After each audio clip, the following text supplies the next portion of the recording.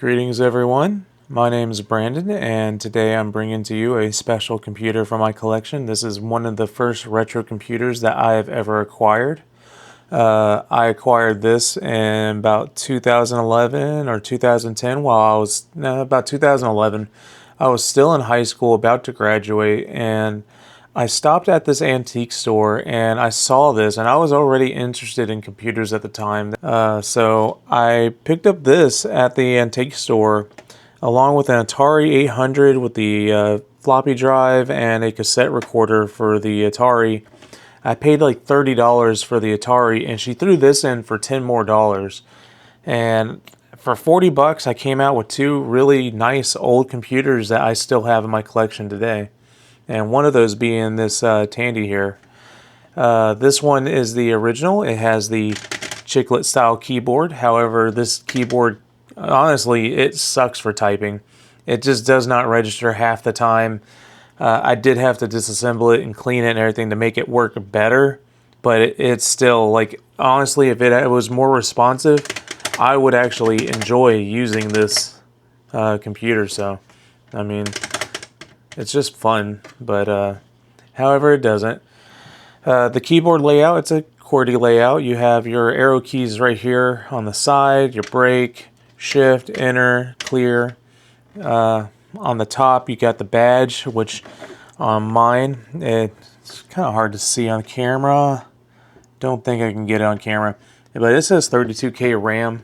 These were released originally in 1980 as a low-cost computer alternative to the TRS-80 Z80 baseline.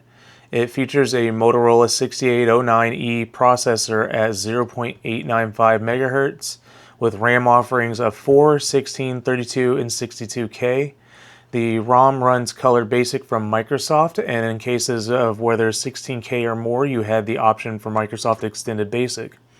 The TRS-80 started its life as the Videotex Terminal, a joint experiment between Motorola, CSREES, the Cooperative State Research Education and Extension Service, University of Kentucky, and the Tandy Computer Division.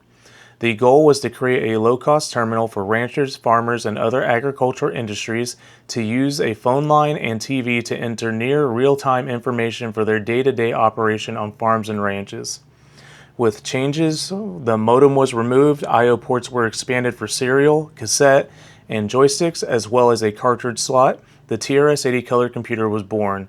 The first systems had the badge on the left side. Mine right here is missing. The later systems had the badge in the center. The case is a nice plastic painted case. This is not metal. This is all plastic, but it is a nice and little fun computer. So if we take a look, we got the front here, we got the bezel, we got your keyboard. On the side of the computer, we have our cartridge slot, which I got some old tape here, but it just does not want to come up. And then if we take a look at the back, we can take a look at the I/O. So you have a reset switch, your power switch, your left joystick, right joystick, serial I/O, cassette port, your channel select, and your RF out. There's nothing on the left side. Unlike the previous Tandy I showed, the power supply on this is internal with just a cable at the back.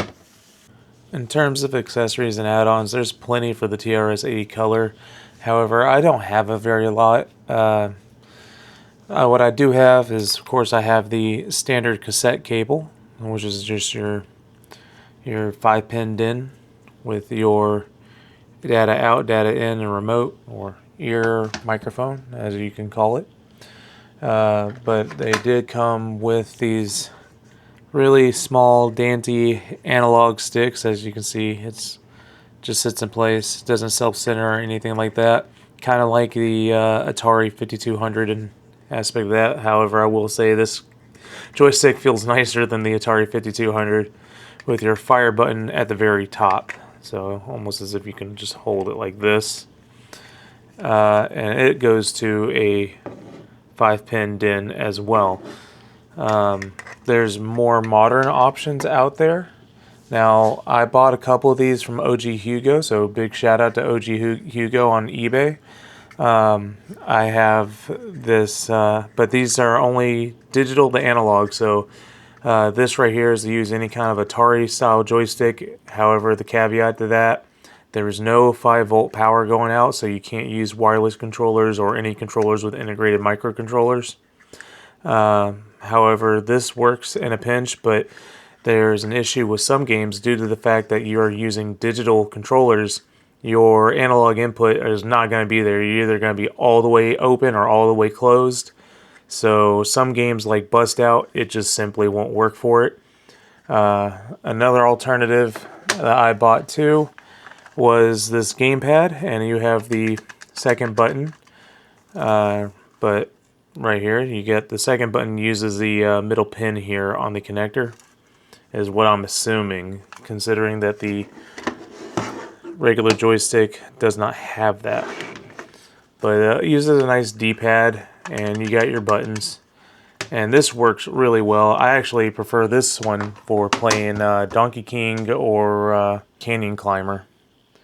But if you're going to buy any kind of joystick, in my opinion, the best that you should probably look for are one of these deluxe joysticks. These are just so much better.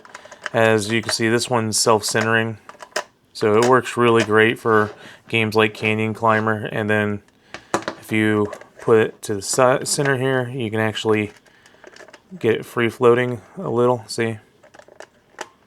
But this right here is the way to go, and you got your red fire button here. As for the games though, you have games that you can load from cassette, disc, or cartridge. However, I only have the ability to load games from cartridges and cassettes. I do have one cassette game, and it's probably my favorite, one of my favorites, and that is Zaxxon. So let's take it out of its protective case here. So it comes in a white cassette, and you see TRS-80 color computer, 32K of RAM. So luckily I can play this on all of my computers. Loading a cassette's easy. You just pop it back into your cassette recorder here. You have everything plugged in, and then you're going to type and that's C load M, because this is going to be a machine code language, and you're going to hit enter, and then just press play. There it goes, detected Zaxxon, and we just got to be patient. Okay. Now that the game's loaded, to launch a machine code game, you just type exec, and there we go. The game is loaded. Zaxxon. Zaxxon, released in 1983, was programmed by Steve Bjork and published by Datasoft.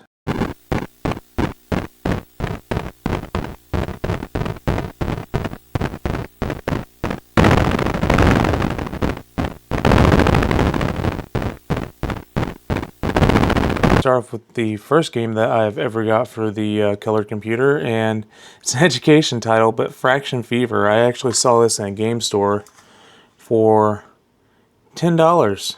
So I actually, this was what got me started collecting more for my Tandy systems. I had the computer for a while, and I just saw this at a local store, bought it because it looked like it would go to it. I was correct, and I had a lot of fun with it. Loading cartridges is pretty easy. You just take your cartridge, you orient it correctly in the side here, push in the cartridge door, and then firmly seat it. And you power on your computer, and it should start immediately into it. Fraction Fever, released in 1984, was programmed by Tom Snyder and published by Spinmaker Software.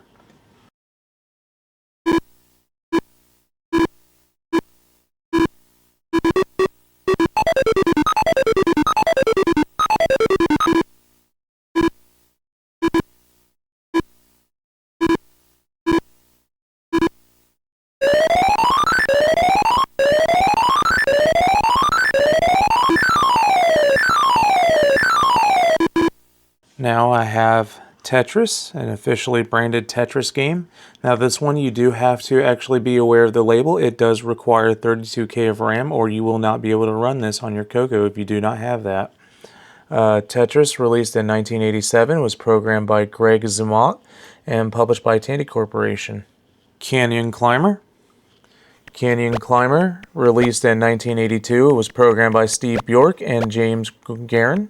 It was published by Tandy Corporation, and it's a fun game. You have to set the charges on the bridge, move all the way up. Once you're below the bridge, you have to evade the arrows and then evade falling rocks across multiple levels. It kind of reminds me of Donkey Kong in that aspect. However, it is a very fun and enjoyable game with a lot of replayability. I hope you liked today's video, and I hope to see you guys next time as I show you my Coco 3 that I acquired very recently, which is a significant upgrade over the Coco 1 and even the Coco 2s. And see you guys later. Chapisa la Chiqui.